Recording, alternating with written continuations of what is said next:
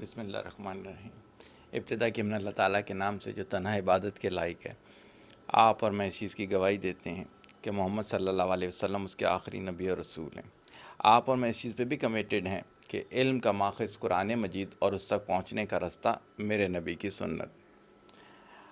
ہم جیسے لوگوں کی زندگی جو ہے وہ واقعات سے بھری پڑی ہوئی ہے۔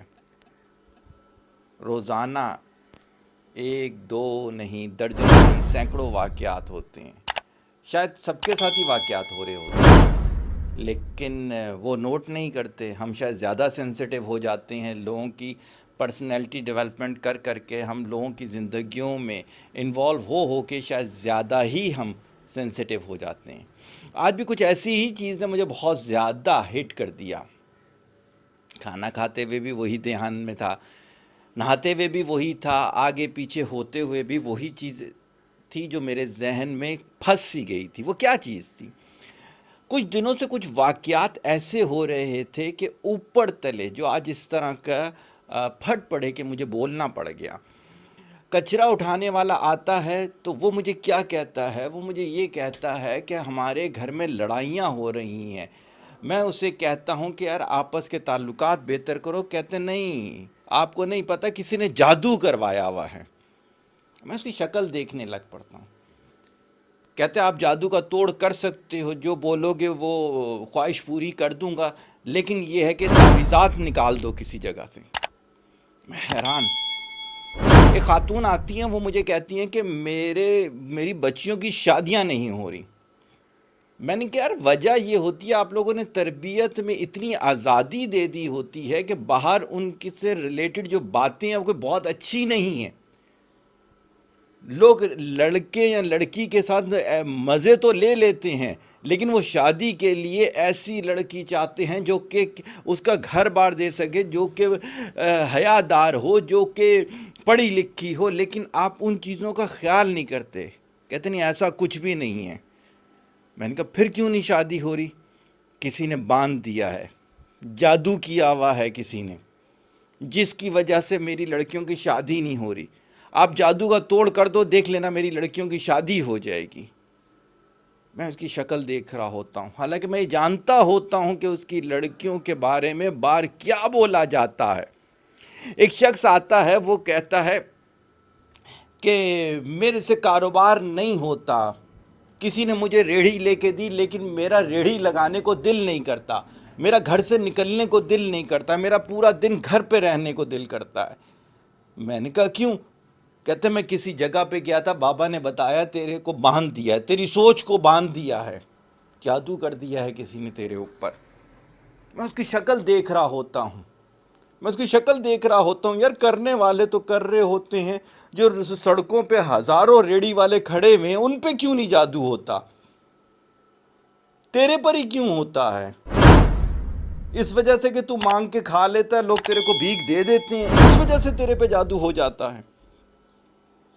ایک شخص آتا ہے میرے پاس، اس کا بہت بڑا کاروبار ہے لیکن اس کے غلط فیصلے، اس نے سود سے پیسے لے کے اپنے کاروبار کو بڑھانے کے لیے اس میں انویسٹمنٹ کر دی۔ اس سودی پیسے کی وجہ سے اس کا کاروبار ڈوب گیا۔ وہ میرے پاس آیا کہ مجھے لگتا ہے میرے سامنے والا جو شخص ہے وہ میرے سے جلتا تھا۔ اس نے کیا کیا؟ اس نے میرے کاروبار کو باندھ دیا ہے، جادو کر دیا ہے۔ تو اب آپ بات تو سمجھ ہی گئے ہوں گے۔ پیپر کلیئر نہیں ہوتا تو وجہ جادو ہے، شادی بیاہ نہیں ہوتا تو وجہ جادو ہے، کاروبار نہیں ہوتا تو وجہ جادو ہے، جاب نہیں لگتی تو وجہ جادو ہے، یہ ملک چل نہیں رہا تو وجہ جادو ہوگی۔ ایسا بالکل بھی نہیں ہے۔ ہماری قوم کا، من حیث القوم کا، میں سمجھتا ہوں یہ سب سے بڑا المیہ ہے۔ ہم اپنی نالائکیوں کو جادو کے پیچھے چھپانے کی کوشش کر رہے ہیں، اور اسی وجہ سے آپ دیکھیں لائبریریاں کم ہو رہی ہیں، پیروں فقیروں کے ڈیرے بڑھتے چلے جا رہے ہیں۔ میں اپنی بات بتاؤں گا کہ میں شکلیں دیکھتا ہوں لوگوں کی، اور وہ ایک ایک تعویذ کے لیے 10-10 ہزار دینے کو تیار ہیں۔ ایک خاتون میرے پاس آئی، ان کے بیٹے نے اسپیڈ سے گاڑی چلاتے ہوئے ایکسیڈنٹ کر دیا،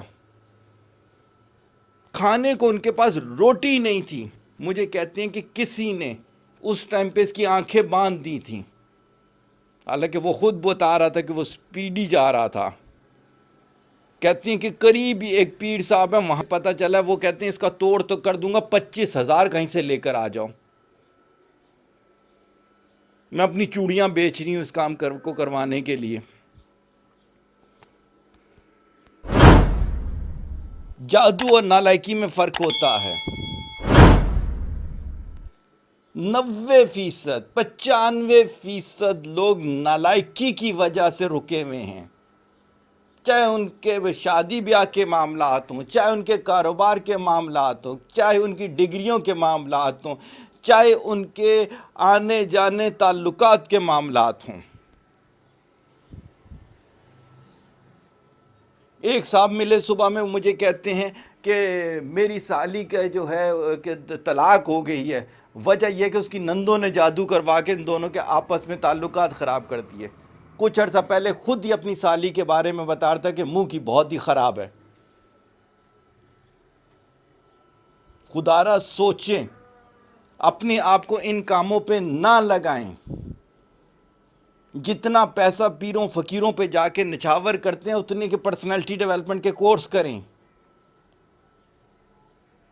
جو سوچ کو اس طرح سے آپ نے بانجھ کر لیا ہے کہ سوچنا گناہ لگتا ہے آپ کو، اس کو تھوڑا سا ایکٹیو کریں۔ یہ سارے دنیا کے معاملات جادو نے نہیں خراب کیے ہوئے، آپ کے اعمال نے خراب کیے ہوئے ہیں۔ آپ کے برے اعمال سے بڑا کوئی جادو ہو ہی نہیں سکتا۔ اور اگر جادو کا آپ کو شک بھی ہوتا ہے تو خود سے نمازوں کی ترتیب بڑھائیں۔ جو میرے نبی صلی اللہ علیہ وسلم نے بتایا ہے جادو کا توڑ، وہ کریں۔ کیوں ان پینوں فقیروں کے چکروں میں پڑ جاتے ہیں؟ نہ پیسہ رہتا ہے، نہ آپ کی عزت رہتی ہے، اور کوئی اللہ والا اس طرح سے آپ لوگوں کو بتاتا بھی نہیں ہے۔ جو بھی اللہ والا ہوگا وہ آپ کو ٹوٹل آپ کے اعمال سے لے کے چلے گا، اور جو اللہ والا نہیں ہوگا وہ آپ ہی کے خاندان میں سے کوئی نام اٹھا کے بتائے گا اس نے کیا۔ کیا بولتے ہیں؟ خے سے جس کا نام شروع ہوتا ہے، فے سے جس کا نام شروع ہوتا ہے، تے سے جس کا نام شروع ہوتا ہے، کسی کا تو خاندان میں تے سے شروع ہوگا ہی ہوگا نا۔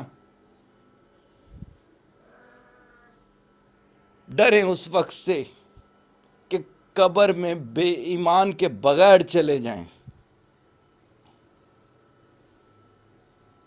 سوچئے گا، کبھی اکیلے وقت ملے تو ضرور سوچئے گا کہ سب سے بڑا جادو آپ کے اپنے اعمال ہیں، کوئی دوسرا نہیں ہے۔ طالب دعا، محتاج دعا، السلام علیکم۔